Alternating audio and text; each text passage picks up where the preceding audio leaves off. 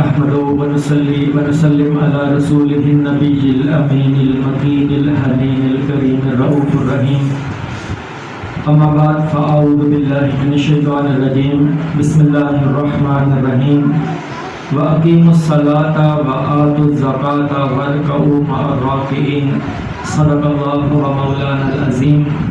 اللہ تبارک تعالیٰ کا لاکھ لاکھ شکر ہے کہ جس نے ہمیں نعمت ایمان عطا فرمائی اور ہم سب کو حضور نبی کرم صلی اللہ علیہ وآلہ وسلم کی امت میں پیدا فرمایا۔ یہ مادیت کا دور ہے، لوگ دنیا کی دوڑ میں لگے ہوئے ہیں اور اتنی تیز رفتاری کے ساتھ دنیا پرستی، مادیت پرستی کے اندر دنیا لگ چکی ہے۔ اللہ کے حقوق میں سے ایک حق یہ ہے اللہ کی بندگی بجا لانا، نماز ادا کرنا۔ نماز کے اندر کوتاہی ہو رہی ہے اور جو لوگ نمازیں پڑھ رہے ہیں انہیں نہیں معلوم کہ نماز کے فرائض کیا ہیں، واجبات کیا ہیں، سنن کیا ہیں، مستحبات کیا ہیں، مکروہات کیا ہیں اور مفسدات کیا ہیں۔ اللہ تبارک تعالیٰ سے دعا ہے کہ اللہ تبارک تعالیٰ اچھے طریقے سے مجھے بیان کرنے اور ہم سب کو اس پر عمل کرنے کی توفیق عطا فرمائے۔ ایک بات یہ میں بتا دوں کہ شاہ صاحب نعت پڑھ رہے تھے، یہ بہت پیاری کہ پینے کو تو پی لوں گا پر شرط ذرا سی ہے، اجمیر کا ساقی ہو اور بغداد کا میخانہ۔ تو یہ جو مادیت بڑا دور ہے نا، اس دور کے اندر کسی شاعر نے کیا کہا کہ غنیمت جان جتنی ملی ہے۔ ہم آ رہے تھے رستے میں تو جو کچھ دنیا کو، میرا پچھلا جو خطاب ہوا تھا اس میں نے ایک بات کہی تھی کہ اسکول اتنے ہو چکے ہیں، کالجز، یونیورسٹیز، ایجوکیشنل انسٹیٹیوٹ اتنے ہو چکے ہیں، مگر ہمارے معاشرے میں سدھار کیوں نہیں آ رہا؟ اس لیے کہ کردار سازی پہ محنت نہیں ہو رہی۔ جو کریکٹرسٹک آف نالج ہے، جو علم کی خصوصیات ہیں جس کو ہم نے اپنے اندر ڈیولپ کرنا تھا، وہ ہمارے اندر پیدا نہیں ہو رہی۔ ہم فقط ڈگری لے رہے ہیں، اسے ہم جاب کرنے لگ جاتے ہیں، مگر معاشرے کے اندر، سوسائٹی کے اندر اگر تبدیلی لانی ہوگی تو اس علم کی خصوصیات کو اپنے اندر پیدا کرنا ہوگا۔ علم کی خصوصیت یہ ہوتی ہے کہ وہ ہدایت کا پیکر بنے، رہنمائی کا پیکر بنے، وہ امن کا پیکر بنے، وہ انصاف کا پیکر بنے، اس کے اندر وسعت آئے، تنگ نظری کا خاتمہ ہو، اوپننس آئے۔ یہ ساری چیزیں علم کی خصوصیات ہیں، کریکٹرسٹک آف نالج ہیں۔ اس کو اپنے اندر ڈیولپ جب تک نہیں کریں گے اس وقت تک معاشرے میں، سوسائٹی میں تبدیلی نہیں آ سکتی۔ تو وہ تو خیر الگ گفتگو تھی۔ تو اسی سے ریلیٹڈ ایک چیز نماز بھی ہے۔ اب دیکھیں نا، جو لوگ اسکول، کالجز، یونیورسٹی جو کتنا پیسہ خرچ کرنے کے باوجود ہمارے لوگ نماز کی طرف راغب نہیں ہو رہے۔ اور اللہ تبارک تعالیٰ نے قرآن مجید میں فرمایا وَمَا خَلَقْتُ الْجِنَّ وَالْإِنسَ إِلَّا لِيَعْبُدُونَ، کہ میں نے جنات اور انسان کو اس لیے پیدا کیا ہے کہ وہ میری عبادت کریں۔ اب انسان کو اللہ تبارک تعالیٰ نے اپنی عبادت کے لیے پیدا کیا ہے، اور نماز ایک ایسی چیز ہے۔ اب دیکھیں قرآن مجید میں بلکہ حدیث مبارکہ میں فرمایا الصلاۃ عماد الدین فمن ترکھا فقد ہدم الدین، نماز دین کا ستون ہے اور جس نے اس کو ترک کیا پس اس نے پورے دین کو منہدم کیا۔ اب دیکھیں کہ جس طریقے سے عمارت کا ستون ہوتا ہے، اگر ستون کو ہٹا دیا جائے تو عمارت گر جائے گی، منہدم ہو جائے گی۔ اسی طرح نماز دین کا ستون ہے، اگر آپ نماز کو ترک کرتے ہیں، نماز کو چھوڑ دیتے ہیں تو دین پورے کا پورا منہدم ہو جائے گا، وہ دین کی عمارت گر جائے گی۔ یہ نماز ایک دین کا ستون ہے، اس کو سمجھنے کی کوشش آج کرتے ہیں۔ اور جس آیت کریمہ کی میں نے تلاوت کی، اللہ تبارک تعالیٰ نے فرمایا وَأَقِیمُوا الصَّلَاةَ وَآتُوا الزَّکَاةَ وَارْکَعُوا مَعَ الرَّاکِعِینَ، نماز قائم کرو اور زکوٰۃ ادا کرو اور رکوع کرنے والوں کے ساتھ رکوع کیا کرو، یعنی باجماعت نماز ادا کیا کرو۔ اور ایک مقام پر فرمایا یا ایھا الذین آمنوا استعینوا بالصبر والصلاۃ ان اللہ مع الصابرین، اے ایمان والو تم صبر اور نماز کے ساتھ مدد مانگا کرو اور بے شک اللہ صبر کرنے والوں کے ساتھ ہے۔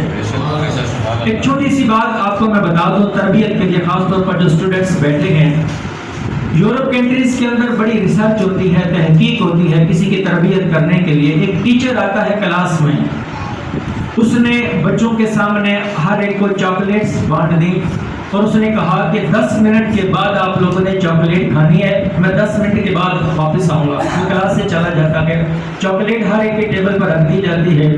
جب وہ استاد 10 منٹ کے بعد واپس آتا ہے تو دیکھتا ہے کہ بعض چاکلیٹ تو پڑی ہوئی تھیں لیکن بعض چاکلیٹ کے خالی ریپر تھے. بعض لڑکوں نے چاکلیٹ کھول کے کھا لی، 10 منٹ انتظار نہیں کیا. اس ٹیچر نے کیا کیا کہ تمام اسٹوڈنٹس کے جنہوں نے چاکلیٹ کھا لی اور جنہوں نے چاکلیٹ نہیں کھائی، اس نے نام سب کے لکھ دیے، اپنے ریکارڈ میں رکھ دیے. اب بیک تو وہ سارا ڈیٹا ہوتا ہے، جیسے آج تو ہمارا نادرا کی وجہ سے ہر چیز سامنے کمپیوٹرائز ہو گئی ہے، تو یورپ کنٹری میں تو ہر چیز کمپیوٹرائز ہوتی ہے. تو تعلیم حاصل کرنے کے بعد وہ لوگ کالج یونیورسٹی کے بعد جاب پہ لگ کے 10-15 سال کے بعد جب اس نے ریسرچ کی، تحقیق کی، تو اس نے اس بات کو دیکھا کہ بچوں نے چاکلیٹ نہیں کھائی تھی وہ اعلیٰ مناصب پر فائز تھے، اچھے کردار کے مالک تھے اور بہت اچھی پرسنالٹیز بن چکی تھیں. اور جن لوگوں نے چاکلیٹ کھا لی تھی، صبر نہیں کیا تھا، وہ کچھ کرمنل ایکٹیویٹیز کے اندر چلے گئے تھے. بعض نے سوئسائڈ کر لی تھی، خودکشی کر لی تھی، کچھ قاتل بن کے جرائم پیشہ ہو گئے. مطلب ہے کہ وہ کمپیریٹیولی جب اسٹڈی کی تو جن لوگوں نے چاکلیٹ نہیں کھائی تھی ان کے مقابلے میں جنہوں نے کھا لی تھی 10 منٹ صبر نہیں کیا، ان کا گراف بہت نیچے تھا. اس نے ریسرچ تحقیق کرنے کے بعد فائنل اس نے الفاظ کیا لکھے، وہ ایک نتیجے پر پہنچا. 15 سال کے بعد اس نے تحقیق کر کے فائنل اس نے ایک نقطہ نکالا کہ جو شخص 10 منٹ صبر کر سکتا ہے وہ دنیا کا کامیاب ترین انسان بن سکتا ہے. اب یہ تو وہ یورپ کے اندر ایک شخص کی اس کی تحقیق ہے. ہم چونکہ مسلمان ہیں، ہم اللہ اس کے رسول کے کلام کو پڑھتے ہیں، ہم اللہ کا کلام قرآن اور نبی کی حدیث پر ایمان رکھتے ہیں. اللہ پاک فرما رہے یا ایھا الذین آمنوا استعینوا بالصبر والصلاۃ ان اللہ مع الصابرین. اے ایمان والو، صبر اور نماز سے مدد مانگا کرو. اور پھر بات کنکلوڈ کیا کی، ان اللہ مع الصابرین، اللہ صبر کرنے والوں کے ساتھ ہوتا ہے.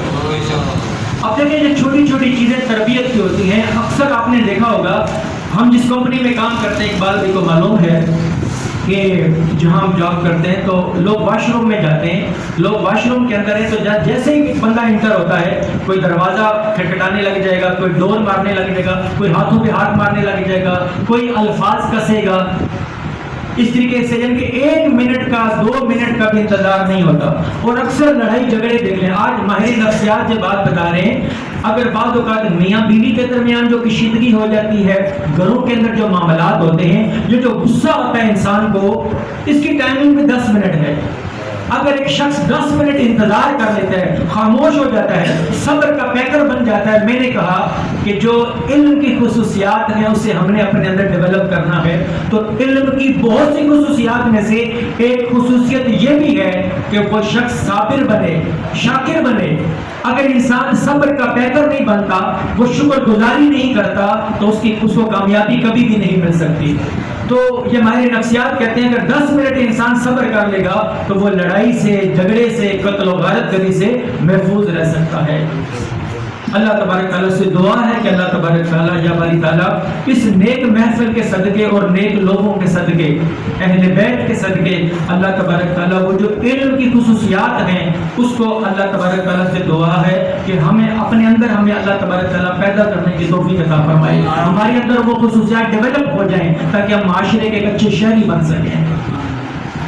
آج ہم یہ پڑھیں گے، آج کا ٹاپک یہ ہے کہ نماز کے فرائض اور واجبات کیا ہیں، سنن کیا ہیں. چونکہ ایک بات یاد رکھیں کہ اگر فرض چھوٹ جائے گا تو نماز دوبارہ پڑھنی پڑے گی. آپ بولیں کیا میں نے بولا؟ اگر فرض چھوٹ جائے گا تو نماز دوبارہ پڑھنی پڑے گی، اور اگر واجب چھوٹ جائے گا تو سجدہ سہو کرنا پڑے گا. واجب چھوٹ جائے گا تو کیا ہوگا؟ سجدہ سہو کرنا پڑے گا. اب میں آپ کے سامنے بیان کرنے لگا ہوں کہ نماز کے فرائض کیا ہیں تاکہ آپ کو پتہ لگ جائے. اگر فرض پورا ہو جائے گا تو نماز ہو جائے گی، اگر فرائض میں سے کوئی چیز چھوٹے گی تو ہماری نماز نہیں ہوگی، نماز دہرانی پڑے گی. نمبر 1 ہے تکبیر تحریمہ کہنا. تکبیر تحریمہ، تکبیر کہتے ہیں اللہ اکبر.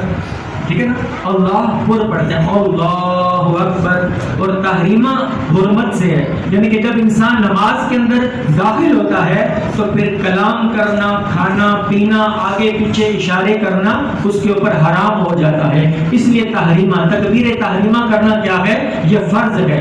پہلا فرض کیا ہو گیا, بولے تکبیر تحریمہ کرنا. اگر تکبیر تحریمہ نہیں کی تو اس کی نماز نہیں ہوگی.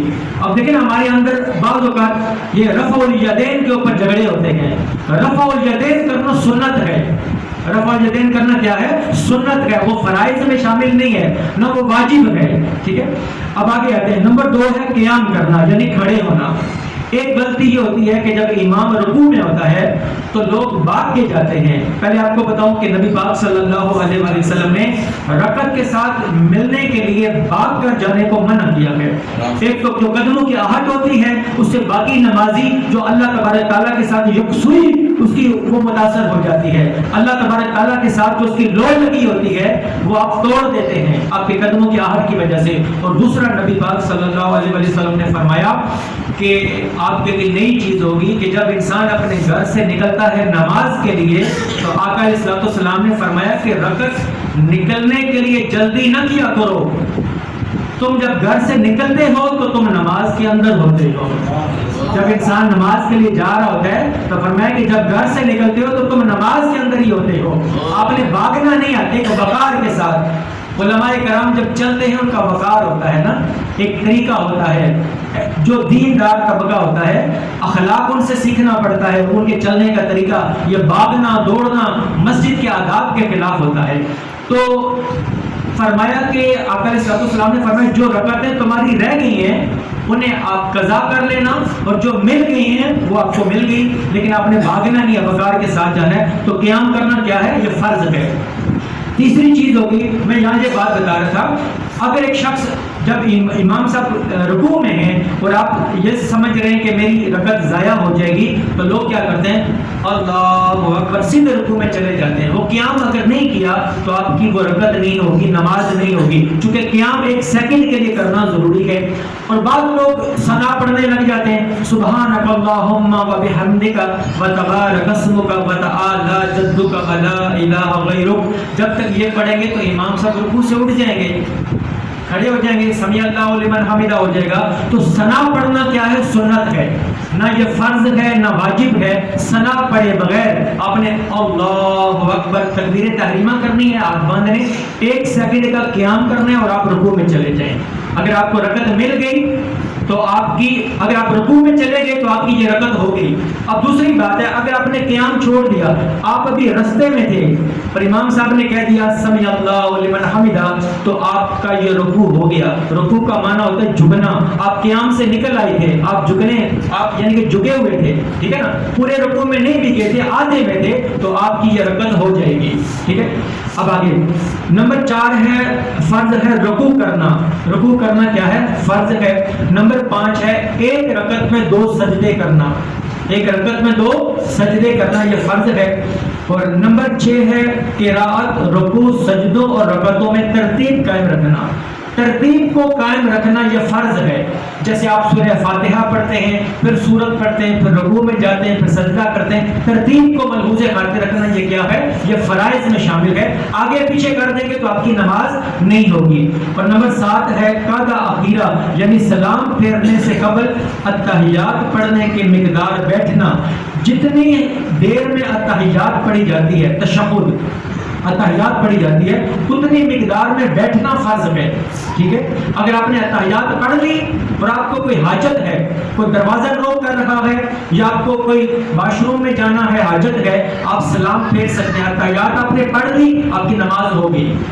درود شریف پڑھنا سنت ہے, وہ واجب بھی نہیں, وہ آگے آئے گا. ٹھیک ہے نا. ویسے تو الگ بات ہے کہ آقا علیہ الصلوۃ والسلام کی کسی بھی سنت کو ہم نے چھوڑنا نہیں ہے بغیر کسی عذر کے.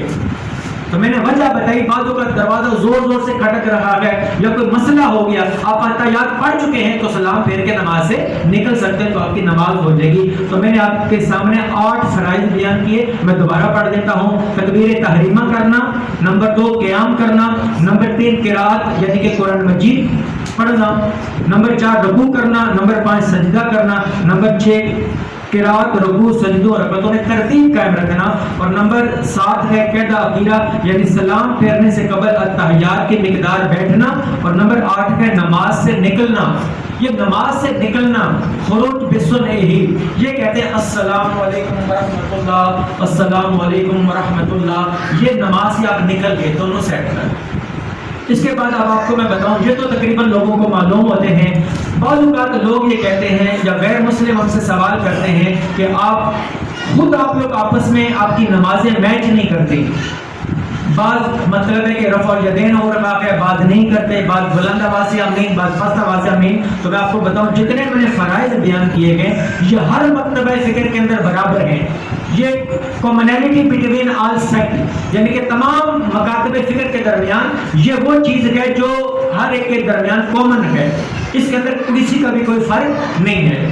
اب آگے آ جائے نماز کے واجبات، اس کو آپ نے یاد کرنا ہے، چونکہ واجبات میں سے اگر کوئی چیز چھوٹ جائے گی تو سجدہ سہو کرنا پڑے گا، اگر فرض چھوٹ جائے گا تو سجدہ سہو سے مسئلہ حل نہیں ہوگا، نماز دوبارہ پڑھنی پڑے گی۔ اب میں آپ کے سامنے واجب بیان کرنے لگا ہوں۔ نمبر 1، فرض نمازوں کی پہلی 2 رکعتوں میں قرات کرنا، فرض نمازوں کی پہلی 2 رکعتوں میں قرات یعنی کہ قرات کرنا۔ اچھا، دوسرا، فرض نماز کی تیسری اور چوتھی رکعت کے علاوہ تمام نمازوں کی ہر رکعت میں سورہ فاتحہ پڑھنا۔ جب آپ 4 فرض پڑھ رہے ہیں تو 4 فرض میں جو آخری تیسری اور چوتھی رکعت ہے اس کے علاوہ ہر نماز کے اندر سورہ فاتحہ پڑھنا واجب ہے۔ سورہ فاتحہ پڑھنا کیا ہے؟ واجب ہے۔ اور پہلا میں نے کیا بتایا کہ فرض نماز کی پہلی 2 رکعتوں میں قرات کرنا یعنی کہ 3 آیات پڑھنا، 3 آیات پڑھنا یا ایک لمبی آیت پڑھنا۔ ایک لمبی آیت جیسے آیت الکرسی ہو گئی ہے وہ لمبی آیت ہے، یا 3 چھوٹی آیات پڑھنا یا ایک پوری سورت پڑھنا۔ سورہ انا اعطیناک الکوثر، سورہ اخلاص پڑھ لی، سورہ العصر پڑھ لی، تو یہ کیا ہے؟ یہ واجب ہے۔ اچھا، نمبر 3 ہو گیا فرض نمازوں کی پہلی 2 رکعتوں میں اور واجب، سنت اور نفل نمازوں کی تمام رکعتوں میں سورہ فاتحہ کے بعد کوئی سورت یا بڑی آیت یا 3 چھوٹی آیات پڑھنا، یہ اب آ گیا ہے۔ اور نمبر 4 ہو گیا سورہ فاتحہ کو کسی اور سورت سے پہلے پڑھنا۔ ہمیشہ سورہ فاتحہ پہلے ہوتی ہے، سورت بعد میں ہوتی ہے، اس طرح کرنا یہ واجب ہے۔ اگر کسی نے الٹ کر دیا تو سجدہ سہو کرنا پڑے گا۔ اچھا، قوما کرنا یعنی رکوع سے اٹھ کر سیدھا کھڑا ہونا۔ جب بعض اوقات لوگ کیا کرتے ہیں، جب رکوع سے کھڑے ہوتے ہیں تو سیدھے کھڑے نہیں ہوتے، رکوع کے بعد سیدھا کھڑا ہونے سے کیا کہتے ہیں؟ اسے قوما کہتے ہیں۔ کیا کہتے ہیں؟ قوما کرنا۔ تو قوما کرنا کیا ہے؟ یہ واجب ہے۔ اس کے بعد جلسہ کرنا یعنی کہ دونوں سجدوں کے درمیان بیٹھنا، تو یہ دونوں سجدوں کے درمیان بیٹھنے کو جلسہ کہتے ہیں، یہ واجب ہے۔ پھر نمبر 7 ہو گیا تعدیل ارکان، ہر رکن کو سنجیدگی کے ساتھ، اطمینان کے ساتھ ادا کرنا، یہ واجب ہے۔ مکمل رکوع کیا، مکمل سجدہ کیا، مکمل آپ نے قوما کیا اور مکمل آپ نے جلسہ کیا، یہ واجب ہے۔ اچھا، قاعدہ اولا یعنی 3-4 رکعت والی نماز میں 2 رکعتوں کے بعد تشہد کے برابر بیٹھنا۔ اگر آپ 4 رکعت کی نماز پڑھ رہے ہیں یا 3 رکعت کی نماز پڑھ رہے ہیں تو دوسری رکعت میں جو بیٹھتے ہیں تشہد میں، یہ تشہد میں بیٹھنا کیا ہے؟ یہ واجب ہے۔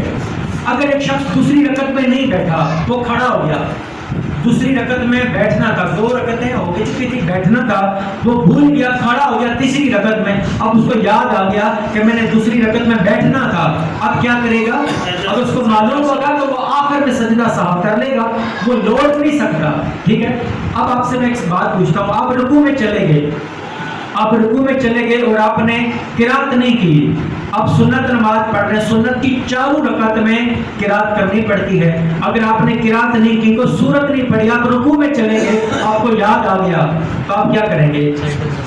آپ واپس لوٹ آئیں گے، آپ واپس قیام میں لوٹیں گے، سورت کو پڑھیں گے، پھر رکوع میں چلے جائیں گے۔ کیوں؟ اس لیے کہ رکوع کرنا بھی فرض ہے اور قیام کرنا بھی فرض ہے، تو فرض سے فرض کی طرف لوٹ سکتے ہیں۔ ٹھیک ہے، دعائے قنوت ہے، آپ وتر کی نماز پڑھ رہے ہیں تو وتر کی نماز میں یہ جو ہم تکبیر پڑھتے ہیں اللہ اکبر، یہ قنوت کے لیے تکبیر پڑھنا یہ واجب ہے۔ اگر آپ نے تکبیر نہیں پڑھی اور آپ نے دعائے قنوت پڑھ دی تو آخر میں آپ کو سجدہ سہو کرنا پڑے گا. اسی طرح دعائے قنوت پڑھنا اللہم انا نستعینک و نستغفرک یہ پڑھنا کیا ہے؟ یہ واجب ہے. بعض اوقات 3 وتر کے اندر لوگوں سے یہ غلطی ہوتی ہے کہ تیسری رکعت میں دعائے قنوت نہیں پڑھتے، رکوع میں چلے گئے. اب یاد آ گیا کہ میں نے دعائے قنوت پڑھنی تھی لیکن میں رکوع میں چلا گیا، تو پھر کیا ہوگا؟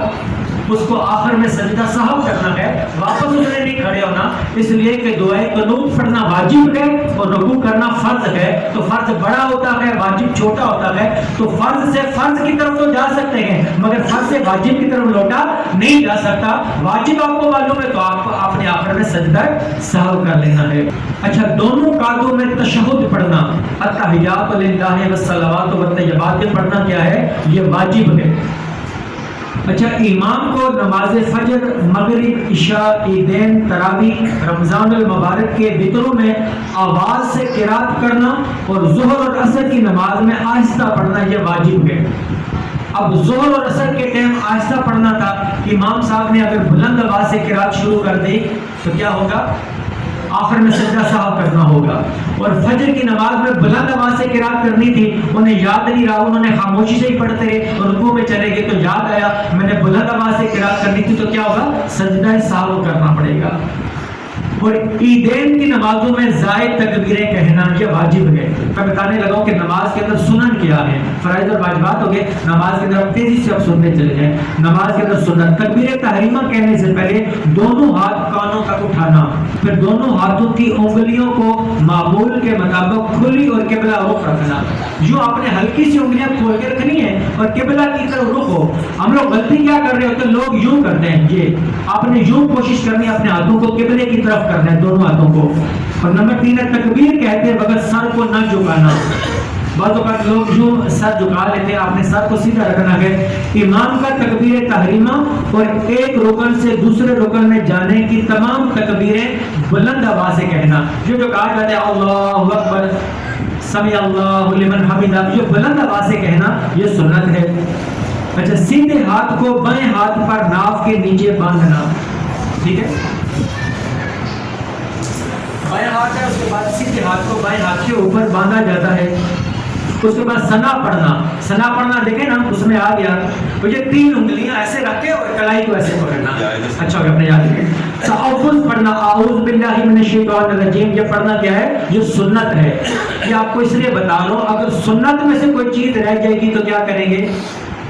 سجدہ سہو کرنے کی ضرورت نہیں ہوگی، آپ کی نماز ہو جائے گی. جس طرح ٹوپی پہننا سنت ہے، اگر آپ نے ٹوپی نہیں پہنی، آپ کے پاس، آپ بھول گئے، ویسے تو ضروری ہے، ہر بندے کے پاس وسعت ہے، ٹوپی تو خرید سکتا ہے جس طرح لباس خریدتا ہے، تو ٹوپی کے ساتھ نماز پڑھیں گے، سنت کا ثواب ہوگا. لیکن بالفرض آپ کے پاس ٹوپی نہیں ہے تو ٹوپی پہننا سنت ہے، تو اس کے بغیر نماز ہو جائے گی، نماز ہو جائے گی. اسی طریقے سے بعض لوگ سوال پوچھ رہے تھے سونے کی انگوٹھی پہن کر نماز پڑھ سکتے ہیں یا نہیں پڑھ سکتے. تو سونے کی انگوٹھی سونے کی جو انگوٹھی ہے وہ حرام ہے مرد کے لیے.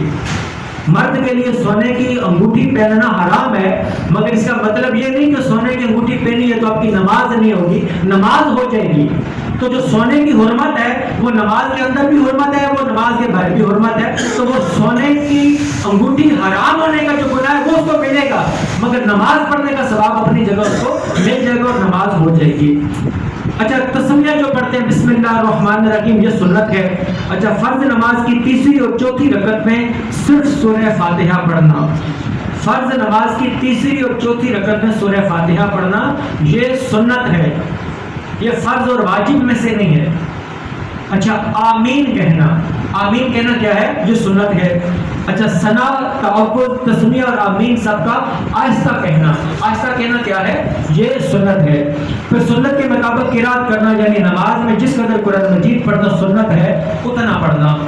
رکوع اور سجدے میں 3 بار تسبیح پڑھنا، جیسے سبحان ربی العظیم اور سبحان ربی الاعلیٰ. اکثر لوگ یہ سوال پوچھتے ہیں کہ میں نے 3 مرتبہ تسبیح نہیں پڑھی تھی، امام صاحب کھڑے، تو آپ نے امام کی پیروی کرنی ہے. میں نے جیسے بتایا تھا، آپ رکوع میں گئے، اب جیسے رکوع میں گئے تو امام صاحب نے کہہ دیا سمیع اللہ لمن حمدہ، تو آپ نے تسبیح کو ترک کر دینا ہے، آپ نے کھڑے ہو جانا ہے اور آپ نے کیا پڑھنا ہے؟ ربنا لک الحمد. ربنا لک الحمد پڑھنے کو تحمید کہتے ہیں.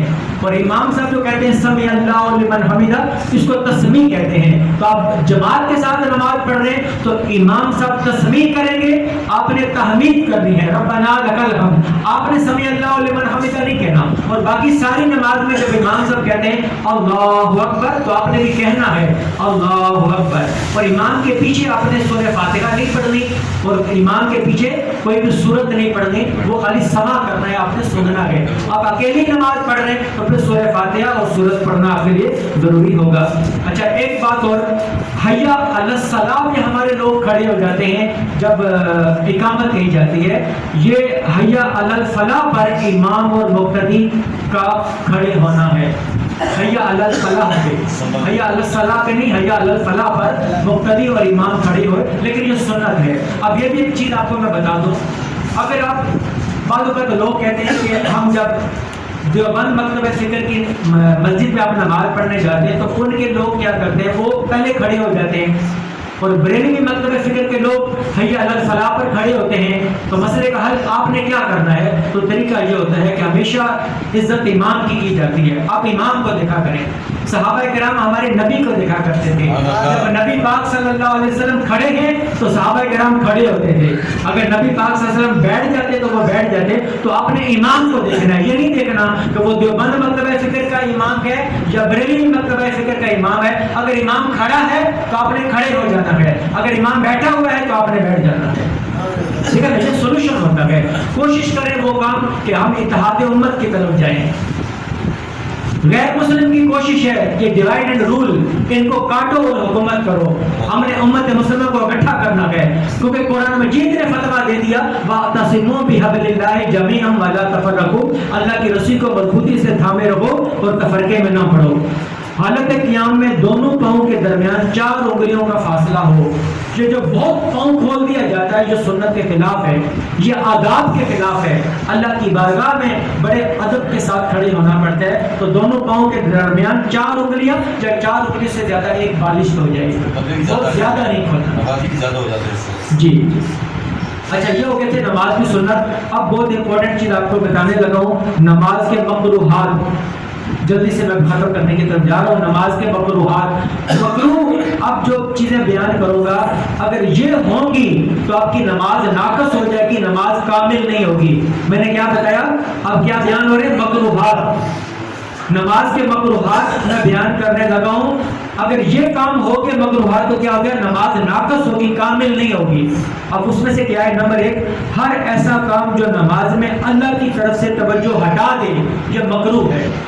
کوئی بھی کام ہم نے ایسا نہیں کرنا کہ توجہ آپ کی اللہ سے ہٹ جائے، یہ مکروہ ہوگا. آپ کی نماز کامل نہیں ہوگی، ہو جائے گی مگر کامل نہیں ہوگی، ناقص ہو جائے گی. داڑھی، بدن یا کپڑوں سے کھیلنا. اکثر لوگوں کی عادت ہوتی ہے اپنی داڑھی یا بالوں کو یا کپڑوں کو ایسے پکڑ لینا. اس طرح کرنے سے نماز آپ کی ناقص ہو جائے گی.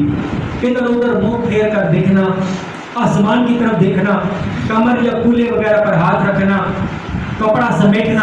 مثلا سجدہ میں جاتے وقت آگے پیچھے سے کپڑا اٹھا لینا، چاہے گرد سے بچنے کے لیے. نیچے کوئی چیز پڑی ہے تو آپ نے کپڑا بچا کر سمیٹ کر، تو یہ چیز مکروہات میں ہے.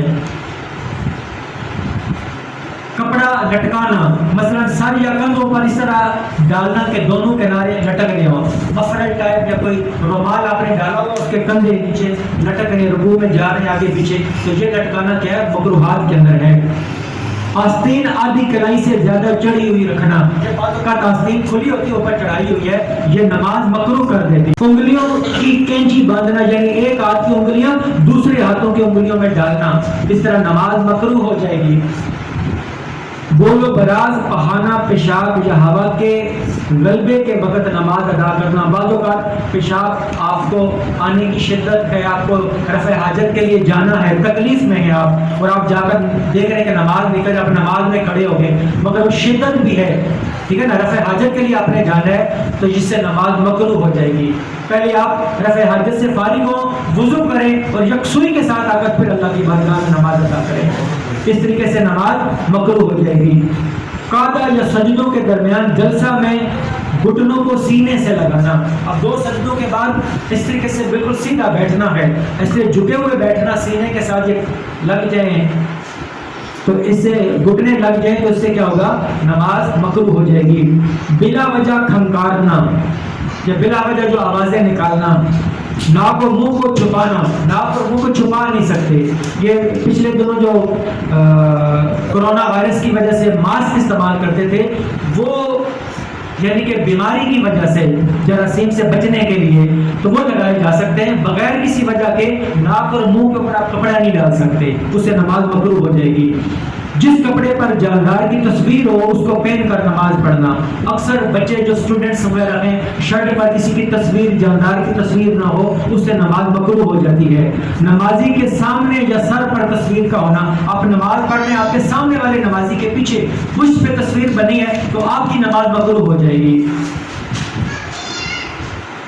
کسی کے منہ کے سامنے نماز پڑھنا، آپ نے دیکھا نا جب ہم صفوں میں ہوتے ہیں تو ان کا منہ آگے کی طرف ہوتا ہے اگلے بندے کا، اگر اس کا منہ ہماری طرف ہے اس طرح نماز پڑھیں گے تو آپ کی نماز مکروہ ہو جائے گی۔ پگڑی یا امامہ اس طرح باندھا کہ درمیان سے سر ننگا ہو، اوپر سے باندھ لیا درمیان سے سر ننگا ہے تو آپ کی نماز مکروہ ہو جائے گی۔ قیام کے علاوہ اور کسی جگہ قرآن حکیم پڑھنا، قیام کے علاوہ اگر قرآن مجید رکوع یا سجدے میں پڑھا آپ کی نماز مکروہ ہو جائے گی۔ رکوع میں قرات ختم کرنا، رکوع میں قرات ختم کرنا، پڑھتے پڑھتے آپ ابھی گئے ہی نہیں تھے، آپ قرات کرتے کرتے رکوع تک چلے گئے اور پھر اللہ اکبر کہہ رہے ہیں تو وہ آپ کی نماز مکروہ ہو جائے گی۔ قرات قیام میں ختم کرنی ہے اور پھر اللہ اکبر اور آپ نے جانا شروع کرنا ہے، ورنہ نماز مکروہ ہو جائے گی۔ صرف شلوار یا چادر باندھ کر نماز پڑھنا، مطلب ہے کہ قمیض نہیں ہے، سنگل ایک شلوار یا ایک چادر بندھی ہوئی ہے اور اوپر قمیض یا شرٹ نہیں ہے، آپ کی نماز مکروہ ہو جائے گی۔ امام کو کسی آنے والے کی خاطر نماز کو بلا وجہ لمبا کرنا، اس سے نماز مکروہ ہو جاتی ہے۔ قبر کے سامنے نماز پڑھنا کہ درمیان میں کوئی چیز بطور سترہ حائل نہ ہو، اگر سامنے قبر ہے آپ نماز پڑھیں گے تو نماز مکروہ ہو جائے گی، سامنے سترہ کا ہونا ضروری ہے۔ یہ جیسے کیمرے کا سٹینڈ ہے، کتنا سامنے کوئی سٹک لگا دے، کوئی چیز رکھ دے تو اس سے نماز آپ کی درست ہو جائے گی۔ اگر کسی زمین پر جگہ ہتھیائی ہوئی ہے، قبضہ والی جگہ ہے، وہاں نماز پڑھیں گے تو وہ نماز مکروہ ہوگی۔ الٹا کپڑا پہن کر یا اوڑھ کر نماز پڑھنے سے وہ نماز مکروہ ہو جائے گی۔ آپ نے قمیض الٹی پہنی ہوئی ہے، شرٹ الٹی پہنی ہوئی ہے تو نماز مکروہ ہو جائے گی۔ کہ کن جگہوں پر نماز پڑھنا منع ہے؟ حضرت ابن عمر رضی اللہ تعالیٰ عنہ سے روایت ہے کہ حضور نبی کرم صلی اللہ علیہ وسلم نے 7 جگہوں پر نماز پڑھنے سے منع فرمایا ہے۔ جہاں گوبر یعنی کوڑا کرکٹ ڈالتے ہیں وہاں نماز پڑھنا منع ہے، وہاں نماز نہیں ہوگی۔ قصاب خانہ جہاں جانوروں کو ذبح کرتے ہیں وہاں نماز نہیں ہوگی۔ نمبر 3 قبرستان میں نماز نہیں ہوگی۔ چلتے راستہ میں، بعض اوقات پبلک پلیس ہے، یہ جیسے سی اے کا روڈ ہے، نماز کا وقت ہے اور وہیں پر ایک شخص کھڑے ہو کے نماز پڑھنے لگ جائے، اس طرح نماز نہیں ہوگی۔ رستے میں نماز نہیں پڑھنی، رستوں کو کشادہ چھوڑنا ہے لوگوں کے چلنے کے لیے۔ حمام میں جو نہانے کی جگہ ہوتی ہے وہاں نماز نہیں پڑھی جا سکتی۔ اونٹوں کے باڑے میں، جو اونٹ کا باڑا ہوتا ہے وہاں نماز نہیں پڑھ سکتے۔ اور نمبر 7 بیت اللہ کی چھت پر نماز نہیں پڑھ سکتے۔ نماز اللہ تبارک تعالیٰ سے ملنے کے لیے ایک ملاقات ہوتی ہے، جیسے علامہ اقبال نے کہا نا کہ اذان ازل سے تیرے عشق کا ترانہ بنی، نماز تیرے نظارے کا ایک بہانہ بنی، اور ادائے دید سراپے نیاز تھی تیری، کسی کو دیکھتے رہنا نماز تھی تیری۔ یہ جو اذان ہوتی ہے بعض اوقات لوگوں کو کوفت ہونے لگ جاتی ہے کہ اب پھر نماز کا وقت آ گیا یار، ابھی پڑھ گیا ابھی پھر اذان ہوگی، یہ الفاظ نہیں کہنے۔ علامہ اقبال کیا کہہ رہے ہیں کہ آپ کے اندر یہ کیفیت ہونی چاہیے کہ اذان کو اللہ کے عشق کا ترانہ سمجھے، اذان ازل سے تیرے عشق کا ترانہ بنے اور نماز تیرے نظارے کا ایک بہانہ بنے۔ الصلاۃ معراج المومنین، یہ جو نماز ہے یہ مومن کی معراج ہے، مومن کو عروج بخشے دی گئے۔ اللہ تبارک تعالیٰ سے ملاقات ہمارے نبی نے کی تھی، اب اگر مرد مومن کو اللہ تبارک تعالیٰ نے دن میں 5 وقت دیا ہے اپنی ملاقات کا. اب یوں سمجھا کرو کہ میں رب سے ملاقات کرنے جا رہا ہوں.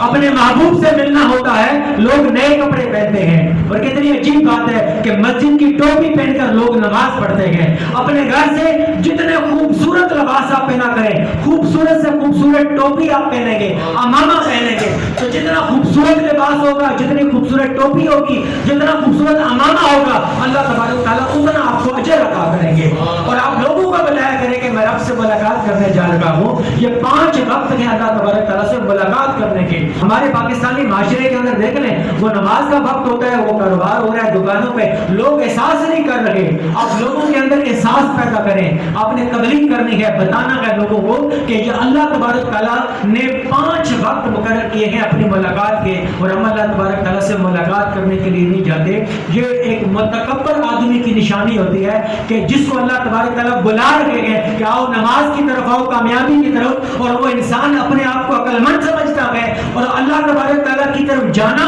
اور اللہ تعالیٰ کی کامیابی کی طرف بلانے کی کو چھوڑ کر وہ خود اپنی کامیابیاں ڈھونڈتا پھرتا ہے. وہ کیسی عقل ہے اس کے پاس؟ تو اللہ تبارک تعالیٰ اس مادیت پرستی سے ہمیں محفوظ فرمائے. اللہ تبارک تعالیٰ اپنی محبت عطا فرمائے, اپنا عشق عطا فرمائے, تاکہ اللہ تبارک تعالیٰ کی نماز ہم پابندی کے ساتھ پڑھیں, اور نماز کے فرائض اور واجبات, سنن اور اس کے جو مکروہات ہیں بیان کیے گئے, اللہ تبارک تعالیٰ ہمیں اس پر عمل پیرا ہونے کی توفیق عطا فرمائے. آپ لوگوں کو میں نے بہت وقت لے لیا, معذرت, لیکن آپ لوگوں کی نماز کے اندر اگر کچھ مسائل معاملات تھے تو وہ اللہ تبارک تعالیٰ نے کرم کیا تو آپ لوگوں تک یہ بات پہنچ گئی. وما علینا الا البلاغ المبین. ماشاء اللہ, جزاک اللہ. یہ بہت بنیادی چیز ہے.